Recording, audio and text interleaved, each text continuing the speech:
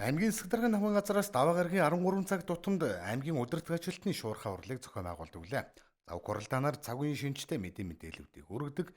Өнөөдрийн шуурхай хуралдаанд аймгийн ус цаг ууршин шинжилгээний төв, санхүү хяналт дотоод аудитын газар, баруун орчсон засаг даргын намхан газар зэрэг байгууллагууд мэдээлэл хийж аймгийн засаг даргын орлогч мөх цаяат засаг даргын намхан газрын дарга мөх чаргал нар үүрэг чиглэл өглөө.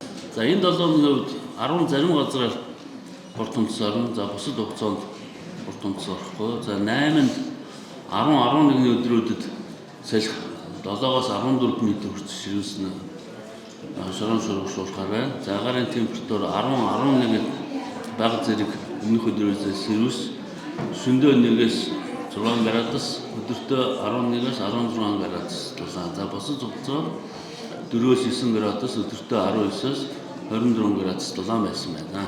За санхүүгийн хяналт дотоод аудитын албан маань 2024 онд 4 хяналт шалгалт 2 дотоод аудит хийж гүйцэтгсэн байна. За одоогийн байдлаар 2024 оны нэгдсэн төлөвлөгөөнд тусгасны дагуу сумдын засаг даргын тамгын газар иргэдийн төлөөлөлтийн хурал, орон нутгийн хөгжлийн сан, хошоо хөгжүүлэх сан, сум хөгжүүлэх сан, соёлын төвөд хүүхдийн цэцэрлэгүүдэд нэгдсэн хяналт шалгалт дотоод аудит хийхээр төлөвлөгөө өнөөдрөөс удирдамж маань гарч байгаа учраас энэ байгууллагууд хамруулан за энд дурдж байгаа 11 цэцэрлэг маань энд сумдын дотор орсон байгаа гэдгийг анхааруулад хэлэх гэсэн юм аа. За жаахан шаргын нутаг Монголчуудын уралдааны хувьд бол энэ онд бол бүсийн хэмжээнд зохион байгуулагчнараа онцлогтой байсан. За мөн энэ онд бол Дарган сумын харьяат, Монголын зохиолчдын эвлийн шагналт, сэтгүүлч, яруу найрагч, багш, ишийн Батцөхийн зохиол, уран бүтээлүүдээр бас хүүхдүүд маань бүтээлүүдээ ирүүлснээрээ бол онцлогтой байлаа. За энэ жилийн үед бол бүсийн хэмжээнд зохион байгуулагчнаар өмнөх онд 980 оролцогч оролцож байсан бол 1320 болж 340 оролцогчоор тоо нэмэгдсэн ийм үр дүнтэй бас Монголын нандин өв болсон Монгол хүчийг түгээн дэлгэрүүлсэн арга хэмжээ боллоо. За энэхүү арга хэмжээг дүгнээд хэлэхэд бол манай Аригун арт каллиграфийн Ариун болт багшийн хувьд бол юу гэж хэлж ийнэ вэ гэхээр Сүхбаатар аймаг бол үзгийн хичээнгүй бичиг төрөлдөө бол үнэхээр сайжирсан гэдэг дүгнэлтийг үл хийсэн. Нэг ангийнхан бичвэр бичгэд ингээд яг нэг хүн шиг ингээд ижилхэн бичдэг ийм болсон байна гэдэг дүгнэлтийг үл хэлсэн байгаа. За дараагийн мэдээлэл нь Монгол улсын ерөнхийлөгчийн зарлагтай мод тарах өдөр бол 5 дугаар сарын 11-ний өдөр тохиож байгаа. Тэгэхээр байгууллага аж ахуй нэгж иргэн болгон бол мод тарихыг бол ерөнхийлөгчийн зарлагтай байдаг. За мөн тэр бүм мод үндэсний хөдөлгөөн бол өрнөж байгааг бол та бүхэн бол мэдж байгаа. За үүнтэй холбогдуулаад модны үзэсгэлэн худалдаа 5 дугаар сарын 8-ны өдөр Сүхбаатарын талбайд бол зохион байгуулагдана. За 5 дугаар сарын 11-ний өдөр юу их вэ гэхлээр иргэн болгон 5 шиг мод тарина. За аж ахуй нэгж болгон албан агчны тоогоор албан агч бүр 10 шиг модыг бол тарих ийм бол бас тэрбум мод үндэсний хөдөлгөөн бол зохион байгуулагдаад бол бас удаж байгаа гэдгийг та бүхэн мэдж байгаа. За ингээд байгууллагууд мод тарихдаа бол та бүхэн энэ ногооноор харсан цэгүүдийг харж байгаа бах. Энэ бол сүүлийн жилүүдэд төлөвлөлт хийгдээд таригдж байгаа уртын хоолын цэцэрлэг түрээлэн дагуу урагшаага амгалан хошуу бүртлэх энэ цэгүүд дээр бол байгууллагуудыг бол хуваарлан мод тариулж байгаа. За яг энэ цэг дээр байгууллагууд бол модоо энэ жил дахин тарина. За мод нь тарих боломжгүй буюу гадуураа тайраад эргээд дотгошоогоо тараад ингээд зай талбайгүй болсон байгууллагуудын хувьд бол манай байгууллагчны мэрэгчлэлтэнгээс бол мод тарих цэгээ бол авна. За гэхдээ харьцангуй бас цөөхөн газрууд бол мод тарих талбай хэмжээ бол дүүрсэн гэж харагдаж байгаа. За ихэнх байгууллагууд бол хуучин газар дээр мод тарих боломжтой гэж бол харагдаж байгаа. За ингээд мод тарьсан тайлангаа 5 дугаар сарын 24-ний өдөр баруурт 1957 gmail гэсэн хаягаар бол та бүхэн ирүүлэх нь байна. За дараагийн мэдээлэл нь Монгол улсын улсын хурлын гишүүн Жамбын Батцуур 88 гандмал болон Арчилсан намын улсын хурал дэх Арчилсан намын бүлгийн зөвлөхүүдээр манай аймагт бол ажиллаж байгаа. За баруурт суманд бол 5 дугаар сарын 9-ний өдөр ажиллахаар бол тов гарсан байгаа. Тэгэхээр 3 удаагийн уулзалтыг Жаахан шарга театрт зохион байгуулна. 11 цагаас бол 1, 2, 7, 8, 9-р огийн иргэдийг хамруулна. Тэгэхээр энд хэдийгээр төрийн байгууллагын удирдлагууд байгаа ч гэснээр та бүхэн бас иргэдэд мэдээлэл хүргэх ажлыг бол бас хамтран зохион байгуулаарай гэж хүсье. За 2 цагаас бол Жаахан шарга театрт төрийн албан агчид бол уулзалтанд сууна. 17 цагаас бол 3, 4, 5, 6 дугаар багийн иргэдтэй бол уулзнаа. Онцгой ерөнхий газрын дарга, за нүүбийн суурин төлөөлөгч нар манай аймагт ажиллаж За та бүхэн мэдж байгаа энэ өвлийн цаг зүйн байдалтай холбоотойгоор манай аймагт 1.6 сая мал одоо зүй усаар хорогдсон. За энэ зүй усаар хорогдсон малыг одоо сэгзэмийг устгах урьдчилах ажлыг болоод манай сумд одоо өөрсдөө хэр чадлаар хийж байна. Аймгийн онцгой комиссаас бол нэлээдгүй дэмжлэгүүдийг өгж байгаа. Гэсэн хэдий ч одоо гарсан тоо бол 1.6 гэж байгаа боловч бараг одоо албан бус тоогоор одоо өөр одоо аймаг сумын мал орж ирж өгсөнтэй холбоотойгоор бол 2 сая орчим гэж ингэж үзэж байгаа. Тэгэхээр энэ бол маш их сэгзэм. За магадгүй одоо бас энэ ажлыг хийж хэрэгжүүлэхэд хүн хүчний болоо техникийн маш их одоо хэрэгцээ шаардлагууд, шатах тослох материалын ингээд ийм одоо өртөг өндөртэй ийм ажлууд хийгдэж байгаа.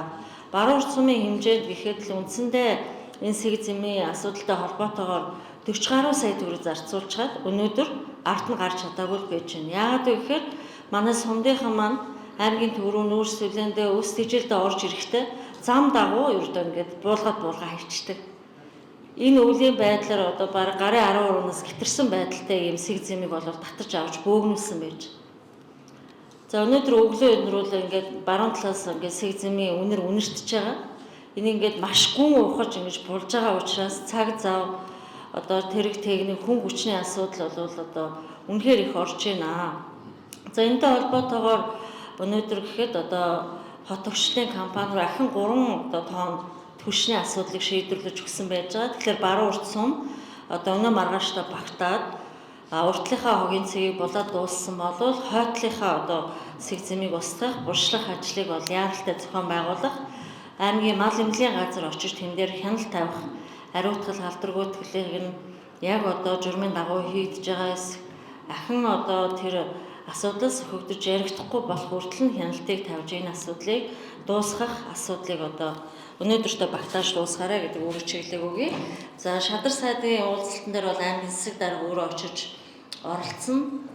За шадар сайд одоо Сүхбаатар сумын 2 малчин айлаар орно. Мөн одоо сэгзэмийн устгалын цэг дээр очиж ажиллана гэж байгаа. Ажиллана гэдэг нь одоо сэгзэмийн устгал яг одоо дүрм журмынхаа дагуу хийгдэж гэнэ үү гэдэг дээр бас хяналт тавих юм шиг байгаа. За дээрэс нь Сүхбаатар сумын хувьд хамгийн өндөр хоригдолтой бас л яг саяны байдлаар бэрхшээлтэй тулгараад байж байгаа. Манай аймагт одоо тэр экскаватор гэдэг одоо техник бол маш дутагдaltaй. За түүнийг одоо дугуйт нь биш гинжт нь байх юм бол заавал трейлерээр одоо зөөж зөөвөрлөгч гэдэг юм. Ийм одоо хүндрэлтэй асуудлууд бол байгаа. Манай тухайд бол түрүүчийн одоо онцгой комиссийн хурал дээр ярьсан 5 сарын 10 гэхэд аймгийн хэмжээнд энэ сэгзэмийг буршлах, устгах ажлыг бол зохион байгуулж дууснаа гэж үүрэг амлалт авсан. Тэгэхээр онцгой байдлын газрын дарга анх 2, мал эмнэлгийн газрын дарга молор чимнаар бол одоо сумд руугаа холбогдох, энэ ажлыг эрчимжүүлэх шаардлагатай одоо шийдвэрлэх зүйлсийг одоо хурдан түргэн шийдвэрлэх талаас нь илүү одоо анхаарах ийм шаардлага байна.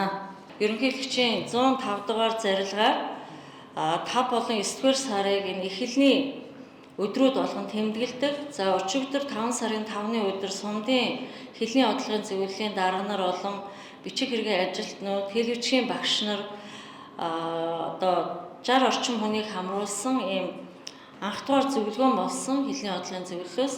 За тэгээ энэтэй холбоотойгоор та бүхэн анхаарлаа авах хэд хэдэн зөвлөлүүд байна.